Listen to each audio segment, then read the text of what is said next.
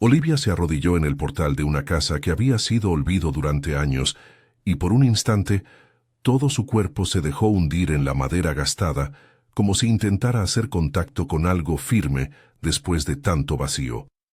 A su lado, Mariana sostenía con fuerza el borde del vestido que le quedaba grande a su madre, y Julia, con las rodillas peladas y el pelo enmarañado por el viento, intentaba imitar la calma de su hermana mayor, aunque sus ojos delataban cura y hambre.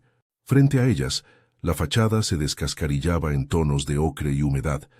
Dentro, el olor a polvo antiguo se mezclaba con la promesa, débil, casi inaudible, de un lugar donde por primera vez en semanas podrían tumbar la espalda sin que nadie les pidiera dinero por cada centímetro. La gallina blanca apareció de la nada, cruzando el camino de tierra como si supiera exactamente dónde llevarlas. Olivia la miró, sorprendida, y antes de poder pensar si aquello era una señal o una casualidad, la siguió.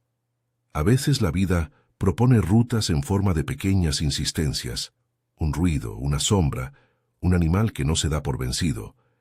Esa gallina cacareó, picoteó un borde del portal y se coló por una rendija. Las niñas, al verla, soltaron una risa ahogada. Fue la primera vez en semanas que algo en el grupo sonó parecido a esperanza. Olivia no creía en milagros como si fueran billetes que caen del cielo. Creía en manos, en horas de trabajo y en que una decisión sostenida por el miedo puede convertirse en valentía.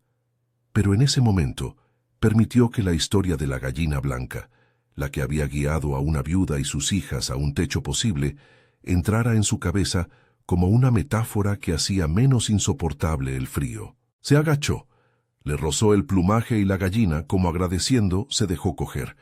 Parecía comprender que su destino en aquel día estaba atado al de aquellas 3 personas. La historia de cómo habían llegado hasta allí cabía en pocas frases rotas y silencios largos.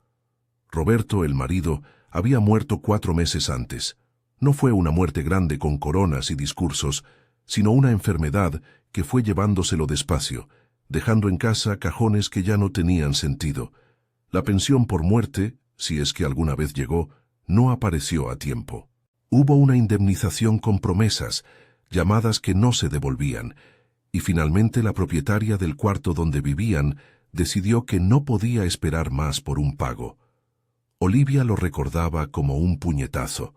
La señora con la lista en la mano, las niñas mirando desde la puerta, una bolsa con las pocas cosas que tenían y la calle abierta delante. Al principio caminaron sin rumbo. Olivia había esperado encontrar a alguien que se apiadara y ofreciera un cuarto, una sopa, una manta. La ciudad es generosa a veces, pero sus gestos no suelen alcanzar a quienes llegan con las manos en los bolsillos y la mirada fija en sus pequeños. Pasaron la noche en una estación de autobuses, con los pies dormidos y la música baja de la máquina de cafés como telón. Al alba, cuando el sol comenzó a rasgar la capa de niebla, las niñas no pudieron más. Mariana, la mayor, puso una mano sobre la mejilla de su madre y le dijo, con una madurez que impresionaba, «Mamá, tengo frío». Julia, que aún creía que los dramas podían resolverse con una almohada, se quedó dormida recostada en el hombro de Olivia, y ella se prometió que no permitiría que sus hijas se pelearan por un paquete de galletas si podía evitarlo. Siguieron caminando hasta que la gallina las encontró. El camino que llevó a la casa abandonada atravesaba campos con hierba seca. Era ese verde apagado que anuncia otra temporada, y un arroyo silencioso que solo a ciertas horas mostraba su brillo. La casa, dicen quienes pasan, parece menos triste cuando la miras de cerca. Las tablas del porche crujen justo en el verso correcto. La puerta principal cuelga de un bisagra como una boca que no quiere decir nada, y en una ventana medio rota había una cortina amarillenta que todavía conservaba el aroma a jabón de hace años. Dentro había polvo, telarañas y un montón de cosas que habían sido útiles alguna vez. Una olla con quemaduras en el fondo, una caja de herramientas con una llave inglesa, una jarra de barro con manchas de cal, y en un rincón un montón de tubos oxidados apilados como costillas de algún animal viejo. Olivia se sentó en el suelo y dejó que la realidad la golpease otra vez, más suavemente esta vez, Tenía todo el cansancio del mundo encima, pero también una especie de claridad que solo llega después de haber perdido casi todo. Si no huía, no podía regresar a la vida anterior. Y eso, por doloroso que fuera, era también una puerta abierta.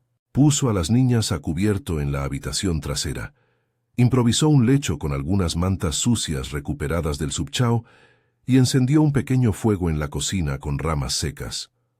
No había mucho para cocinar. Un par de patatas encontradas en la mochila y un poco de arroz que alguien no había comido del todo. Pero la sensación de calor en las manos, el olor a patata asada, el humo que pintaba la cara de las niñas con la sombra de una cena, redondearon una noche que de otro modo habría sido solo frío. Antes de dormir, Olivia sacó una libreta arrugada de su bolso. Era la misma donde Roberto escribía pequeñas cuentas el día que sabía que debía firmar papeles. La misma en la que antes habían anotado listas de la compra y recordatorios. Ahora la libreta servía para contar una vida nueva. Nombres de posibles cosas que podían vender, materiales que podían reciclar, ideas sobre cómo conseguir agua. En esa libreta, Olivia anotó arroyo, tubos, bombas, pollo, mercado. Sus palabras eran torpes, pero eran mapa. Cerró los ojos y, como cada noche desde la muerte de Roberto, dijo una frase pequeña y sincera. Gracias. No una petición desesperada. Un reconocimiento de que algo, aun cuando fuera un detalle, les había llevado hasta un lugar donde empezar. El amanecer las encontró con la luz, atravesando la ventana rota y con una novedad. La gallina blanca ya no estaba en el porche. En uno de los rincones, cerca del viejo tendedero, había un montón de huevos, 3 de cáscara pálida y 1 con grietas finas.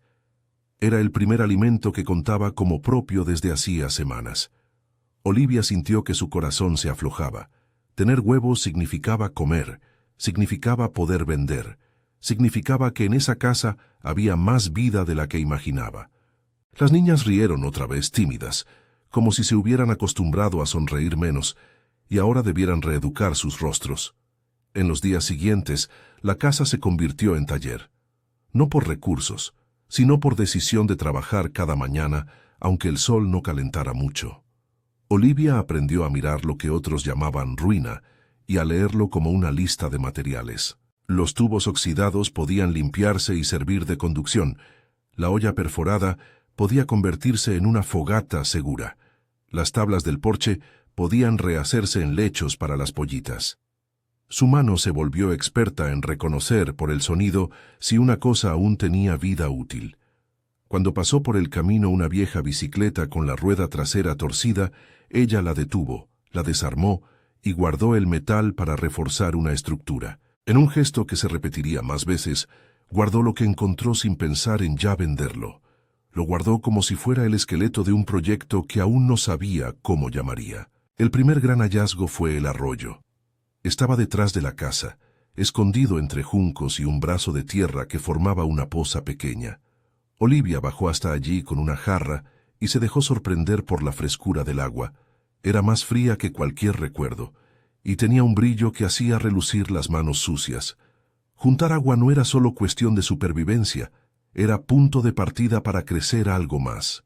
Con agua se riega, con agua se lavan semillas, con agua se mantiene la vida de los animales.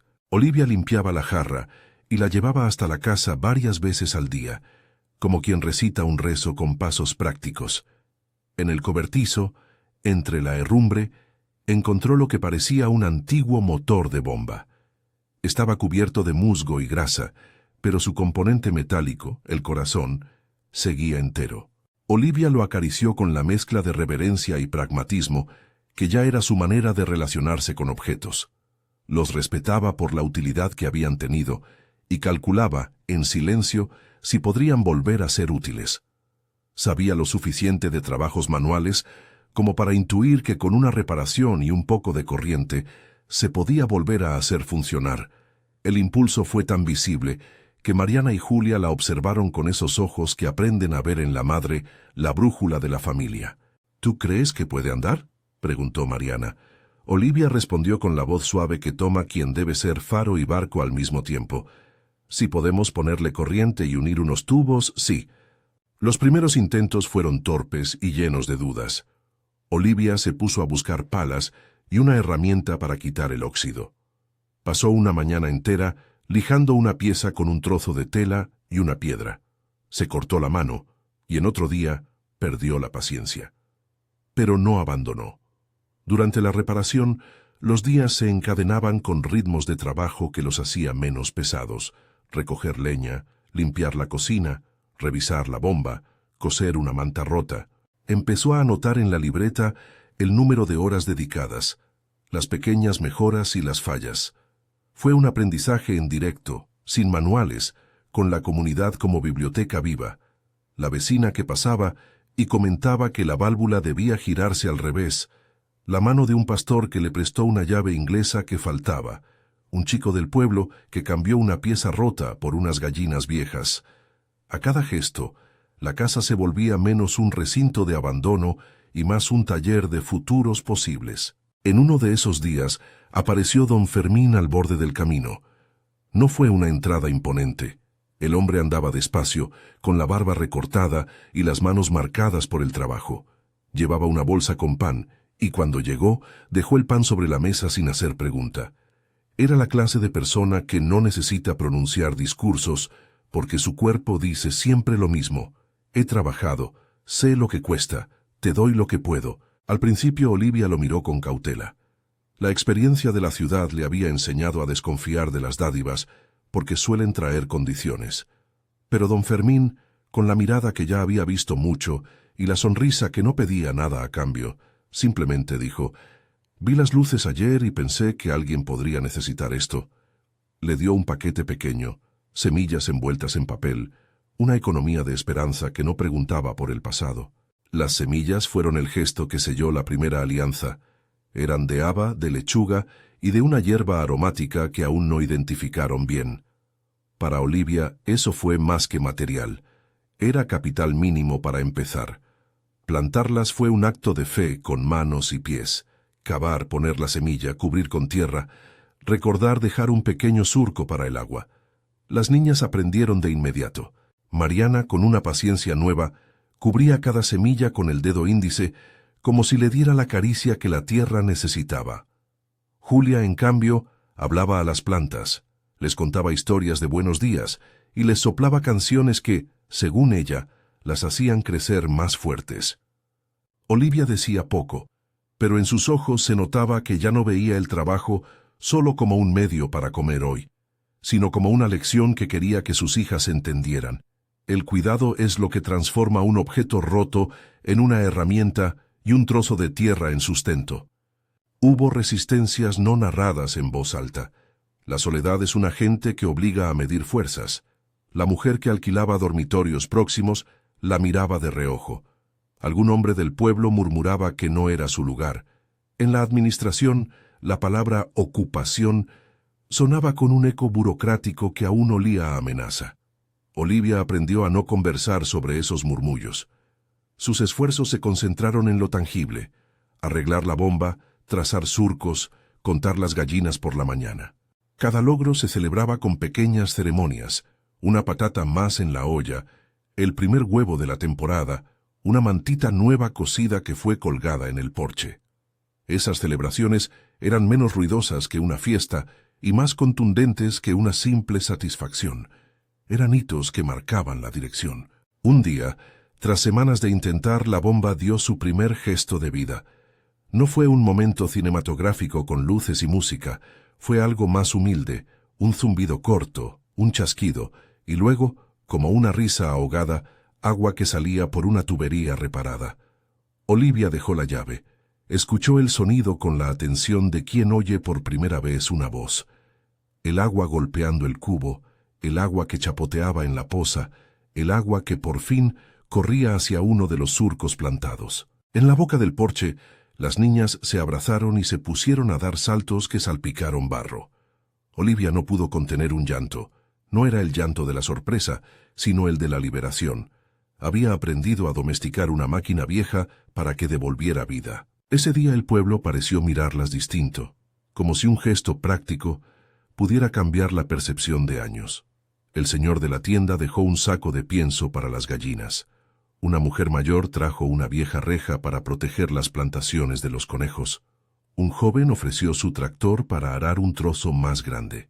Los apoyos llegaron en forma de manos y objetos más que en filas de promesas. Olivia se sorprendía al ver cuánto podía conseguir una comunidad cuando alguien se atrevía a mostrar que trabajaría en serio hasta el cansancio. Las alianzas se tejían en el intercambio cotidiano. Tú me prestas una herramienta hoy y mañana te devuelvo semillas. Yo te doy una lechuga y tú me das un consejo sobre abonado. La gallina blanca, que había sido la que las condujo hasta allí, empezó a ocupar un lugar especial. No por ser extraordinaria, sino por ser el primer testigo de la transformación. A veces se le veía picoteando cerca de la cinta que marcaba el surco nuevo. Otras anidadas sobre la sombra de las botas de Olivia cuando ella cosía una tela. Las niñas le daban de comer y sin querer, empezaron a mirar el trabajo con ojos de negocio. Si vendemos los huevos en el mercado del pueblo, podremos comprar más semillas, decía Mariana. Aquella frase, sencilla y directa, empezó a resonar en la libreta arrugada de Olivia como una consigna de futuro. Aún así, la vida nunca deja de poner preguntas en el camino. Con el agua funcionando, el pequeño huerto empezaba a mostrar hojas verdes y la primera tanda de pollitos acababa de nacer, pero aparecerían desafíos que Olivia aún no había enfrentado. ¿Cómo pagar las pequeñas obligaciones que la actividad genera? ¿Cómo documentar aquello que a ojos de la ley seguía siendo una ocupación? ¿Cómo atraer compradores que fueran constantes y no solo curiosos? Por ahora, cada día traía su tarea y su recompensa inmediata, y esa rutina fue suficiente para que, por primera vez desde la muerte de Roberto, Olivia pudiera imaginar un calendario con más de un mes por delante. Había otra clase de descubrimiento en esa semana. El hallazgo de una caja vieja entre las tablas del suelo. Estaba escondida debajo de unos trapos y contenía papeles amarillentos, una fotografía de un hombre de pie en el portal de la casa, contundente por su pose, y un pequeño cuaderno con anotaciones en caligrafía firme. Olivia sostuvo la foto contra la luz y vio la figura digna de aquel que fue propietario y quizá trabajador. No tenía prisa por mirar cada papel. Puso la caja en la mesa, la cerró y la guardó con la misma delicadeza con la que se tapa una historia que aún no se está lista para leer. Sentía que esos papeles podían ser la llave para entender la casa. Si pertenecían a alguien que la había cultivado, tal vez había memoria almacenada que conectara el pasado con el futuro que ella intentaba construir. Pero sabía también que abrir esa caja podía traer preguntas incómodas: herederos, derechos, papeleo. Decidió posponer la curiosidad. El cuerpo del trabajo reclamaba prioridad. Las niñas, por su parte, crecían en responsabilidades. Mariana empezaba a llevar cuentas sencillas: cuántos huevos salían a la semana, cuántas lechugas podían vender, cuánto dinero entraba tras cada venta. Julia se ocupaba de los animales y desarrollaba una ternura particular con los conejos que el pueblo había depositado en el cobertizo para evitar que fueran sacrificados. Las dos niñas, en gestos pequeños, iban aprendiendo la lección más profunda de Olivia. La dignidad del trabajo no está en la gloria, sino en la capacidad de sostener una casa, un plato y, con el tiempo, a otras personas. En las noches largas, al comenzar a reponer fuerzas bajo una manta vieja, Olivia pensaba en Roberto y en cómo hubiese querido verla no a la puerta del desamparo, sino al frente de algo que no se derrumba. Recordaba su risa al cocinar, sus notas en la libreta y su insistencia en no tirar las cosas por si sirven. Se daba cuenta de que muchas de las herramientas que ahora les servían habían sido guardadas por aquello que Roberto llamaba por si acaso. En ese pensamiento encontró una especie de consuelo. El pasado no era una carga, sino una reserva. Tener algo heredado no implicaba vivir atrapado por recuerdos, implicaba usar lo heredado para construir algo nuevo. A medida que avanzaban las semanas, la casa dejó de ser la ruina que la ciudad mostraba en su despido. El porche se fue ordenando, Se colocó una cortina en la ventana para impedir que el viento trajera la nostalgia de afuera, y en el interior se colgó una pequeña repisa donde Olivia puso los pocos libros que quedaban. Una guía de cultivo, una novela con páginas amarillentas y un manual de mecánica básica que alguien del pueblo le había regalado. Cada objeto era una promesa silenciosa. Con tiempo y trabajo aquello no volvería a ser abandono.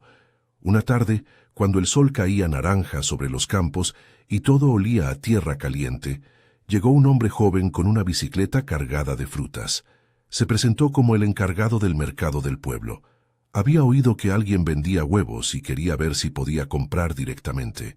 Olivia recibió la petición con el tacto de quien no quiere ilusionarse demasiado, pero vio en la aproximación la posibilidad de un escalón.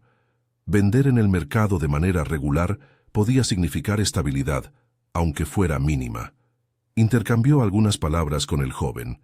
Él anotó una cantidad tentativa, prometió probar la mercancía el fin de semana y se fue con la forma de quien ha visto ya muchas ofertas, pero pocas con la coherencia de la suya. Esa pequeña promesa del mercado se volvió una expectativa que empezó a marcar el calendario. Olivia dejó de pensar solo en sobrevivir día a día y empezó a planificar la producción. ¿Cuántos huevos podrían obtener? ¿Cuántas lechugas podía sembrar por ciclo?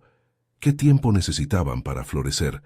Los cálculos eran simples y torpes, pero eran cálculos, y los cálculos en la libreta tenían la fuerza de un plan. Mariana, ahora más segura con los números, era la encargada de anotar ventas y calcular el margen mínimo que necesitaban para comprar pienso y semillas. Julia, con los ojos todavía grandes de niña, iba a por agua y contaba las gallinas como si cada una fuera una historia por sí misma. Así transcurrieron los meses iniciales, en una mezcla de esfuerzo y pequeñas recompensas. El pueblo dejó de verlas como las mujeres que una vez fueron empujadas a la calle y empezó a apreciarlas por su constancia. La casa dejó de ser un símbolo de pena y se convirtió en taller de posibilidad. Sin embargo, en la calma de las noches, Olivia repensaba a menudo la caja con la foto y los papeles. Sabía que, más temprano que tarde, habría que abrirla y entender a quién pertenecía aquello. La legalidad no tardaría en preguntar por las ocupaciones, y el mundo donde se mueven las ayudas aparece muchas veces tarde y desconfiado. Una madrugada, cuando el cielo todavía no se había decidido a aclarar, alguien golpeó la puerta con un ritmo suave pero seguro. Olivia fue a abrir y encontró en el umbral a una figura conocida, don Fermín, con una linterna en la mano y una sonrisa tranquila. Venía con algo más que un pan. Traía una carta dirigida a los nuevos ocupantes de la casa. Olivia la tomó con cuidado. Las letras eran sencillas, el remitente inesperado, un nombre asociado a la finca de las colinas, alguien que había sido vecino tiempo atrás. La carta era breve y decía que unos documentos referentes a la parcela podrían existir en el archivo municipal, pero que antes de cualquier medida sensata se debía revisar la historia del lugar. No era una garantía de nada, pero sí una línea de humo, una posibilidad de que la memoria escrita de la finca pudiera inclinarse de su lado. Olivia oyó el viento, y por un instante sintió que todo podía desatarse: el sueño de agua, el pequeño mercado, la caja con papeles. Comprendió que trabajar no era solo plantar y recoger, sino también hacerse cargo de las historias que acompañan la tierra. Guardó la carta en la libreta, junto al plan de siembra, y miró a sus hijas que dormían en la habitación trasera. Acarició la cara de Julia y pensó en las decisiones que habría de tomar. Si abrir la caja, si buscar a quien supiera de papeles, si confiar en la palabra de don Fermín o en la promesa del joven del mercado. Todo aquello, por ahora, era una red de posibilidades que aún no se cerraba ni se rompía. La gallina blanca picoteó cerca del fuego apagado y, como si lo supiera, se acomodó sobre los primeros polluelos que empezaban a enflaquecerse en el calor del cobertizo. Olivia se sentó en la puerta, dejó que la noche la abrazara y pensó en el mañana con cuidado. Tenía agua, algunas gallinas, un huerto que empezaba a dar y un pueblo que no cerraba los ojos. Tenía, además, la libreta donde apuntaba cada cálculo y una caja misteriosa con la foto de un hombre que quizá le concedería raíces si su historia era la que parecía. Era suficiente para seguir. Pero la vida, que no perdona los silencios largos, tenía más preguntas preparadas. Una visita formal del ayuntamiento, la oferta de un comprador mayor, un documento que podría cambiarlo todo. Olivia sabía que cada una de esas cosas podría venir con su propio precio y con sus propias lecciones. Por ahora, mientras aún resonaban en su pecho las gotas de aquella tubería que por primera vez les dio agua sin humillarlas, se permitió un momento de pausa. Miró el horizonte donde el sol comenzaba a pintar las colinas de naranja y con las manos apoyadas en las rodillas, murmuró para sí misma sin pedir nada, simplemente nombrando una intención. Vamos a intentarlo. Vamos a intentarlo. La frase quedó en el aire como una promesa sencilla, sin grandes proclamas, y sin embargo fue suficiente para marcar el paso de los días que vendrían. Lo que siguió no fue una línea recta hacia el éxito, sino una sucesión de jornadas donde se cosechaba una pequeña victoria tras otra, y en cada una de ellas se percibía la transformación lenta de una casa que había sido abandono en un lugar que aprendía a sostener vidas. Las primeras semanas tras aquel compromiso fueron una continuidad del ritual productivo. Por las mañanas, antes de que el sol calentase demasiado, Olivia recorría los surcos con la mirada entrenada. Rozaba las hojas con la punta de los dedos para detectar plagas y decidía qué plantar en la siguiente tanda. Mariana, que había heredado la paciencia de su padre para los números, anotaba en la libreta las cantidades recogidas y el retorno en efectivo. Julia seguía siendo la guardiana de los animales. Conocía por el sonido si una gallina estaba a punto de poner o si algún polluelo necesitaba protección. El trabajo les dio una estructura que tenía efectos no solo económicos, sino psicológicos. La rutina devolvía la posibilidad de proyectar. Llegó la primera venta regular al mercado del pueblo. El encargado, el joven con la bicicleta, volvió un sábado y compró todos los huevos y parte de la verdura. El dinero no era mucho, pero fue el primero que les permitió comprar más pienso y unas cuantas bolsas de semillas de otro tipo. Olivia contaba las monedas con la rapidez de quien había aprendido a medir cada céntimo. No celebró con estridencias. Lo hicieron con una comida compartida en el porche, con las manos manchadas de tierra y el sabor de una sopa que sabía a trabajo. Fue en uno de esos días de intercambio en el mercado cuando Olivia conoció a Javier. Llegó con un coche pequeño, una libreta y la calma de quien ha hecho compras mayoristas durante años. Le interesaban los huevos y las lechugas para su negocio, una pequeña cadena de cafeterías en una ciudad cercana que procuraba ingredientes de origen local. Hablaron con cautela.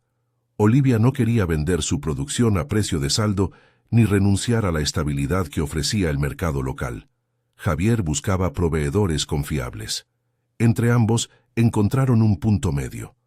Javier propuso un pedido semanal más grande y ofreció recoger la mercancía directamente en la casa si Olivia podía garantizar cantidades constantes.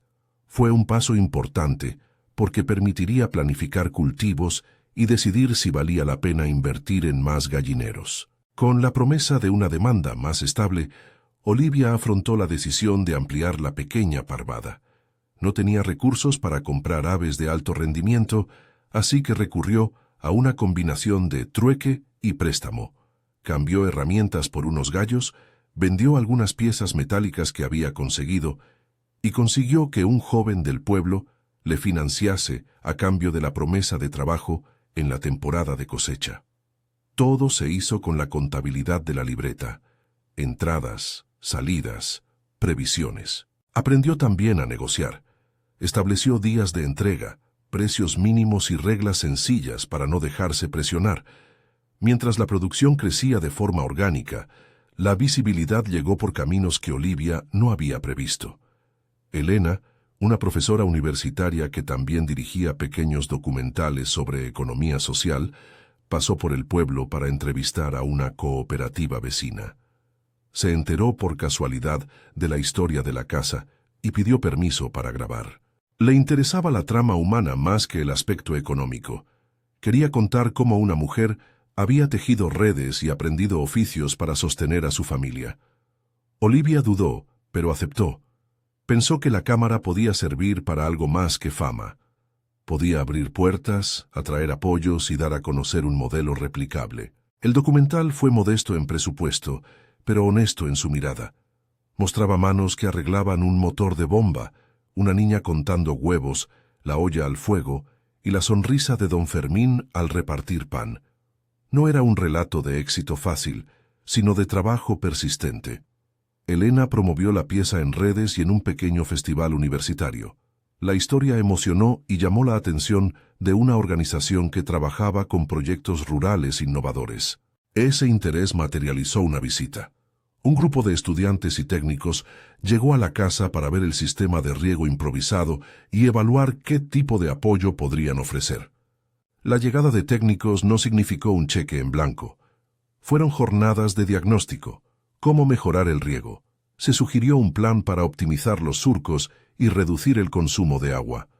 Cómo organizar el almacenaje de productos para mantener calidad. Y cómo registrar ventas para acceder a pequeñas líneas de crédito social. Uno de los estudiantes, que sabía de contabilidad básica, describió un sistema de facturación simple que Olivia adaptó a la libreta. El apoyo técnico, más que transformar de golpe la granja, la dotó de herramientas para escalar de forma responsable.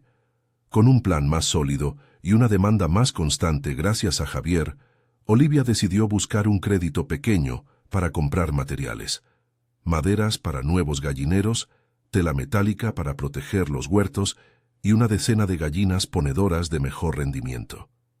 Fue entonces cuando apareció don Fermín con una propuesta que no obligaba a nada, pero que significaba mucho: cubrir un pequeño plazo de impuestos mientras se consolidaba la actividad.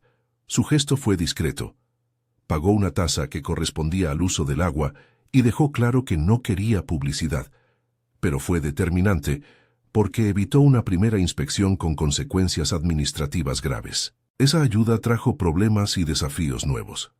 La atención sobre la casa hizo que los archivos municipales, que nadie había revisado en años, empezaran a cobrar interés.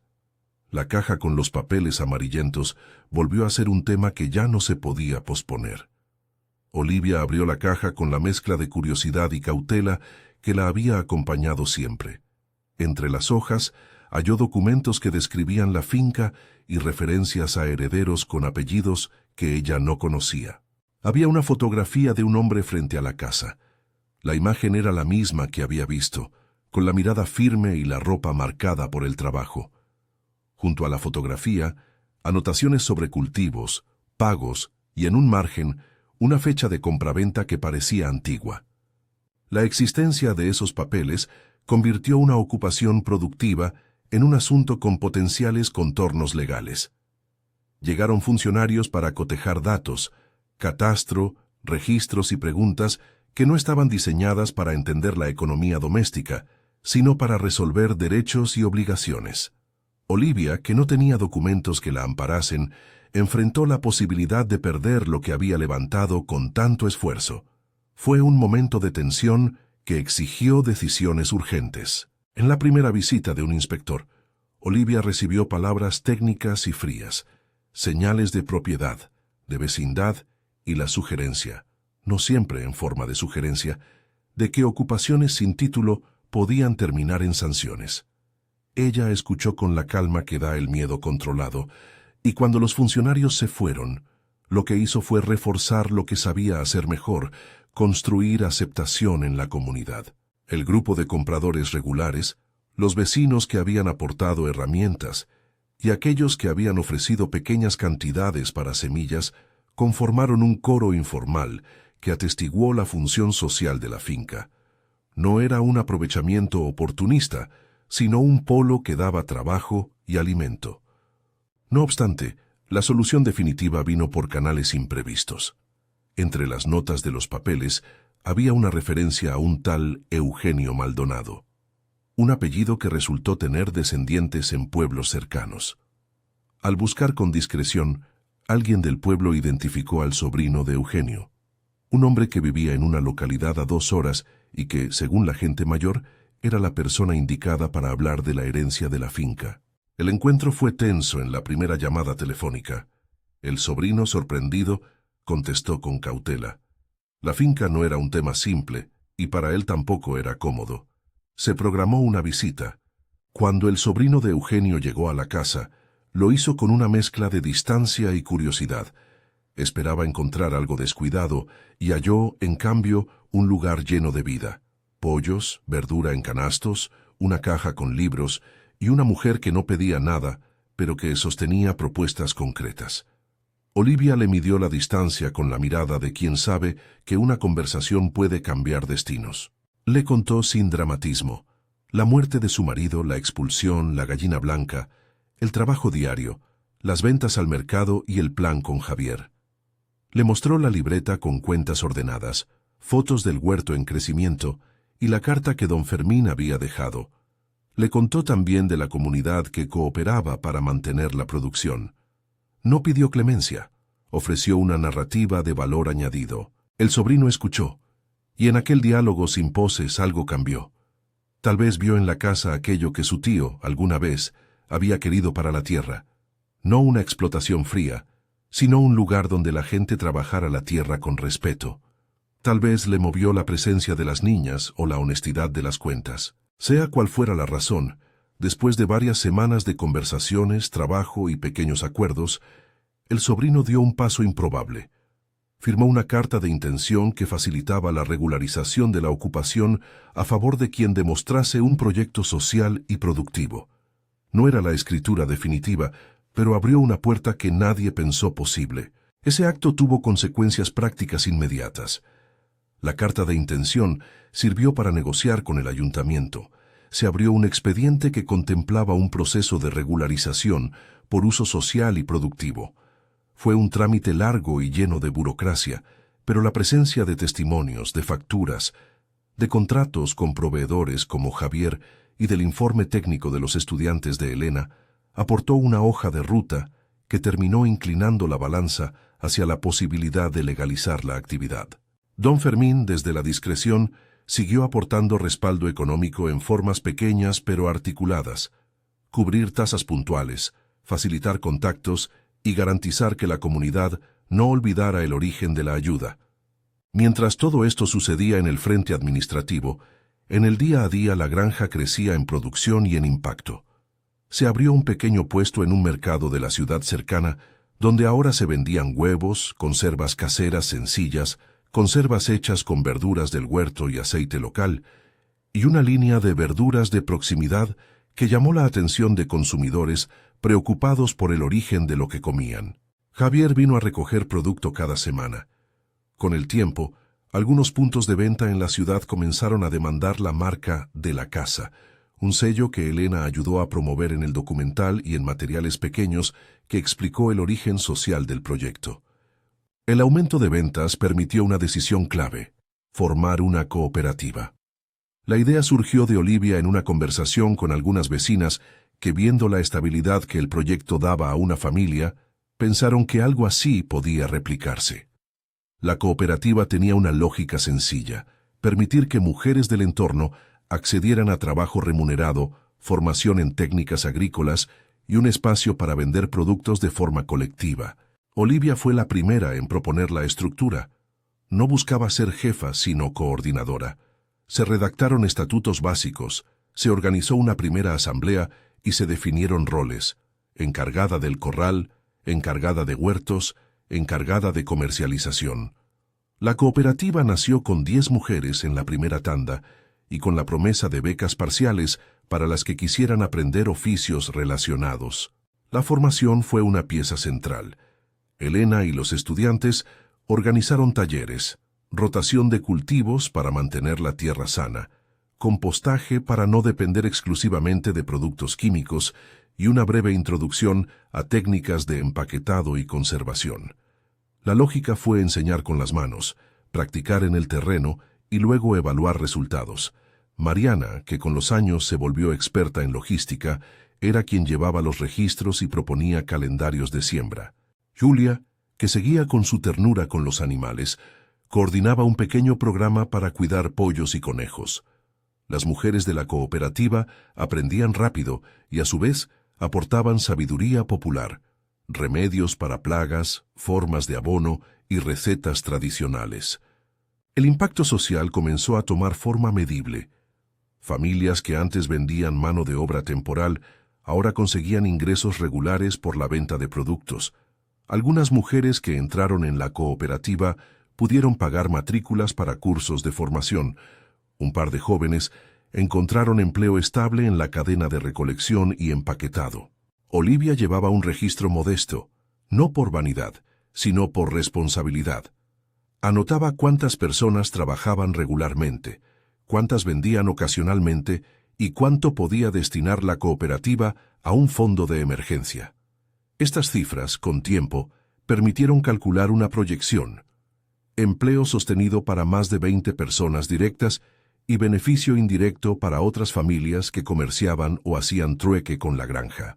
Un día, el documental de Elena ganó un reconocimiento en un festival local, y con él vino una pequeña subvención, un premio de 50.000 euros, estimación narrativa basada en el apoyo otorgado en competiciones similares, dirigido a fortalecer proyectos sociales. El dinero no fue un cambio de vida instantáneo, pero permitió comprar infraestructura clave: un tanque de agua más eficiente, mallas para proteger el huerto y un pequeño frigorífico para conservar algunos productos destinados a la venta en la ciudad. Con ello se mejoró la calidad de la oferta y se redujeron pérdidas por deterioro. La llegada de recursos y la consolidación en el mercado trajeron inevitablemente nuevas miradas. Apareció la prensa local, piezas breves que contaban la historia de la mujer que había convertido una casa abandonada en un proyecto de revalorización. Algunos visitantes vinieron sin entender el trabajo que implicaba mantener un sistema vivo. Hubo quien se maravilló, quien criticó y quien pidió consejos. Pero el sentimiento dominante fue de reconocimiento. Lo que empezó como supervivencia había pasado a ser una iniciativa con potencial replicable. Con la visibilidad también llegaría una de las pruebas más duras: la muerte de don Fermín.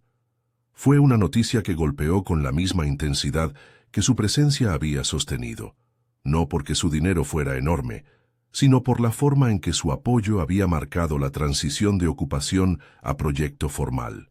En el entierro, la comunidad se reunió para agradecer. Olivia, Mariana y Julia fueron a poner una manta sobre el féretro en señal de respeto.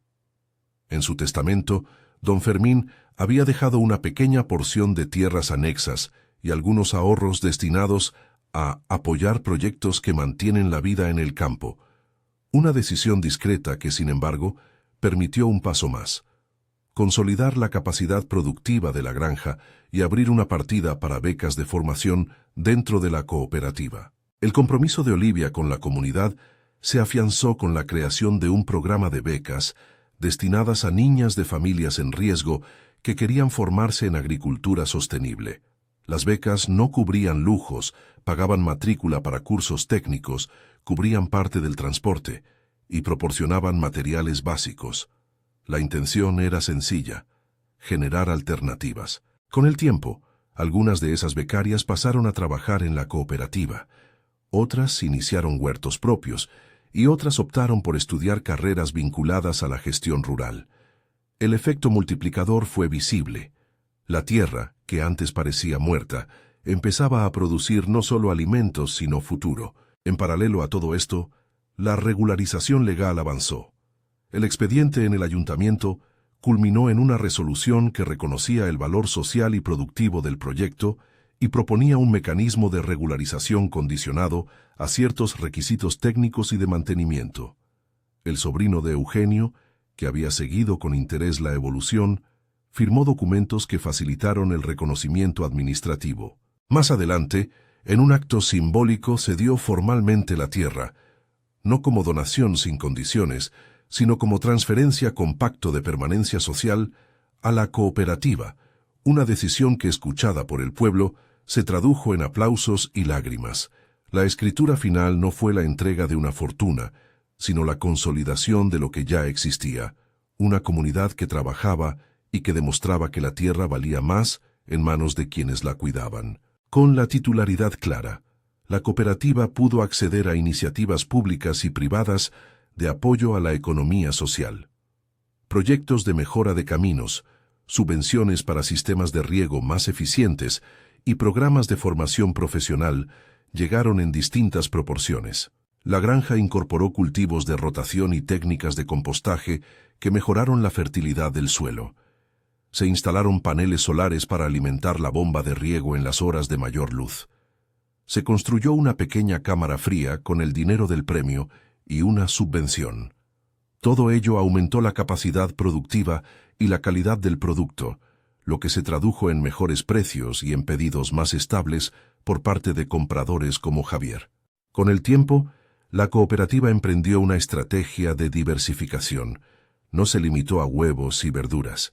Abrió una microlínea de productos procesados, mermeladas con frutas del huerto, conservas y un pequeño embutido vegetal elaborado por mujeres con recetas locales.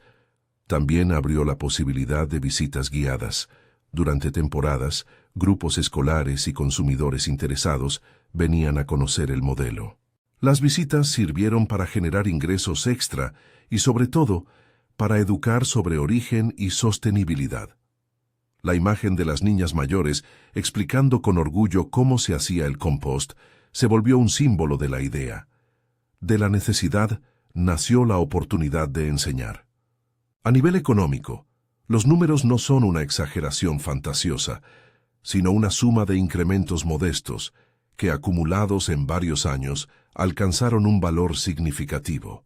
La valoración de la finca y la infraestructura, el stock de producción estable, los contratos con compradores y la capacidad de generar ingresos regulares llevaron a una estimación de valor del proyecto que rondaba, en su conjunto, cifras que podrían resumirse como millones, en términos de impacto económico acumulado, hablando de valoración de activos, flujos de ingresos proyectados y empleo generado durante años. Para ser estrictos, esa cifra se presenta aquí como una valoración aproximada y calculada con datos locales.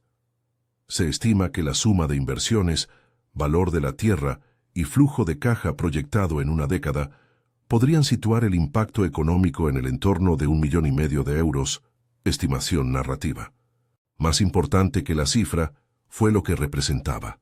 La posibilidad de que una casa abandonada y una pequeña iniciativa comunitaria pudiesen transformarse, con tiempo y trabajo, en un motor económico para una región. El reconocimiento llegó de formas diversas. Un premio local a la innovación social, invitaciones a congresos rurales y la publicación de artículos que describían la experiencia como un caso replicable.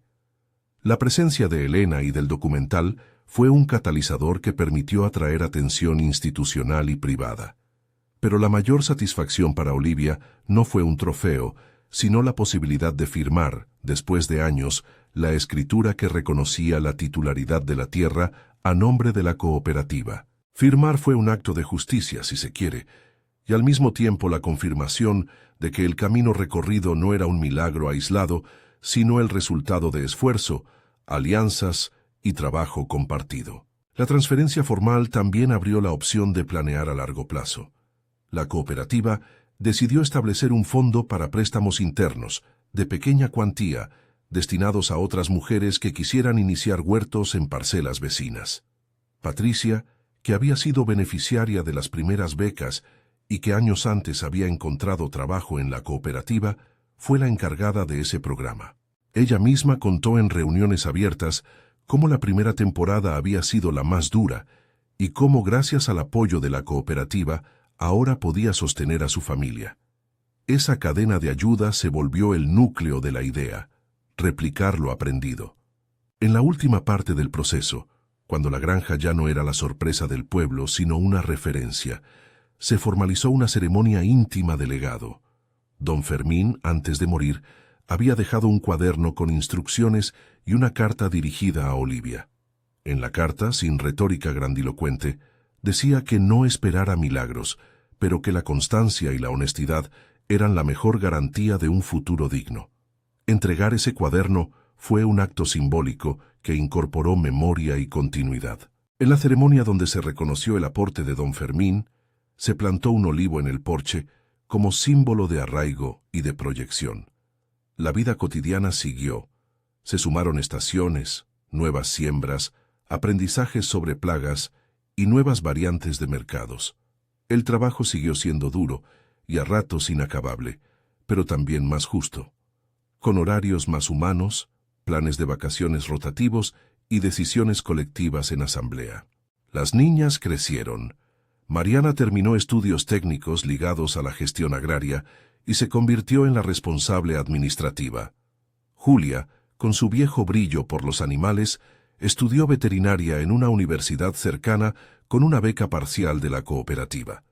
Su formación marcó el punto en el que aquello que empezó como supervivencia familiar se volvió proyecto intergeneracional. Ahora, en la tranquilidad del porche, al atardecer, la escena que antes era de desolación se ha convertido en un retrato de continuidad.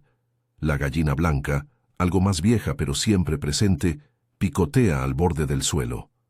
Sentadas en la misma madera gastada donde Olivia se arrodilló aquel día, las tres miran el terreno que ahora se extiende en hileras cuidadas, mallas, invernaderos modestos y un pequeño almacén donde se empaquetan los pedidos para la ciudad. Las niñas, ya convertidas en jóvenes, hablan en voz baja y comparten planes. Una línea de formación para jóvenes, un proyecto de huertos escolares y la intención de mantener un fondo para emergencias. Olivia escucha y siente una mezcla de emoción y alivio. La historia, narrada desde fuera, suele buscar un clímax claro. La firma, el premio, la cifra. Olivia, que prefiere las cosas sin ruido, acepta ese cierre con la misma modestia con la que comenzó. Cuando el sobrino de Eugenio formalizó la cesión y la escritura quedó inscrita, la conversación que más la conmovió fue con un vecino mayor que le dijo: «No te dieron nada que no merecieses, lo que tenía este lugar era vida, y tú la supiste ver». Olivia respondió con una sonrisa, sacudió la tierra de sus manos y pronunció la frase que siempre dijo cuando quería resumir lo que la impulsó: «Trabajo, y la gente que lo hace con respeto, aparece». Antes de cerrar, conviene aclarar lo que significa decir que una casa abandonada se convirtió en millones. No es la promesa de fortunas súbitas ni la certeza de bendiciones con precio. Aquí, millones, se usa para describir el impacto acumulado, la valoración aproximada de la finca y sus mejoras, los flujos de ingresos proyectados en una década, el valor monetario indirecto de las subvenciones y de la creación de empleo, y sobre todo, el efecto multiplicador en la comunidad. Empleos generados, familias ayudadas, becas otorgadas y proyectos iniciados. Es una estimación narrativa razonada que busca dar tangibilidad al alcance económico y social que un proyecto local puede alcanzar cuando articula recursos, trabajo y redes de apoyo. La última escena toma la forma de una conversación en el porche al anochecer. Olivia, con una manta sobre las rodillas, mira a sus hijas y a la gallina blanca. Mariana le muestra un cuaderno con nuevos proyectos, Julia acaricia las plumas de un pollo que ya no es un polluelo, y la brisa trae el aroma de la tierra húmeda. Olivia piensa en Roberto y en el costado de la vida que ya no tiene remedio, la tristeza que afiló su carácter. Da gracias en voz baja, no con solicitudes grandilocuentes, sino con reconocimiento por el camino recorrido. Mira el trabajo y luego mira al pueblo, a la cooperativa, a las mujeres que se formaron, a los niños que ahora conocen de dónde viene la comida. Sabe que hay más por hacer, que la estabilidad es frágil y que la próxima temporada traerá desafíos nuevos.